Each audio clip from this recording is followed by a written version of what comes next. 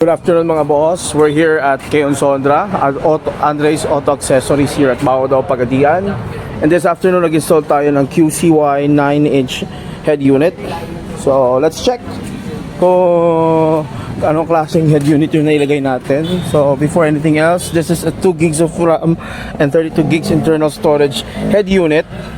Comes with free reverse camera. So you can see here we got different features that you can use. Pwede ka mag-YouTube. You can do the wireless CarPlay. Meron din tayong gallery, of course. We can use the maps and others.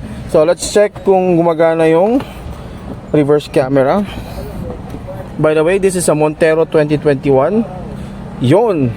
So yes, no, after we installed that QCY 9-inch head unit, meron po tayong ibang mga products dito. We also have this dash cams here. And also we got LED lights coming from Keon Sondra. We also have bi-LED. This is okay with your fog lights, of course. Meron din tayo mga loads dito, iba't ibang head units. So we got different sizes, of course. We got F11 Plus, F24. Meron na siyang 4K resolution and 1080p display. Meron din tayo, yes, those are dash cams, of course. And of course, meron din tayong mga fog lights, mga fog lamps sa mga gusto magpalagay.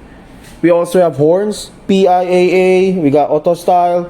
Meron din tayong superior bass horn. This is a bass tone, sobrang lakas nito mga lods. And of course, meron din tayong premium Bosch horns dito. These are all legit, original, walang peke.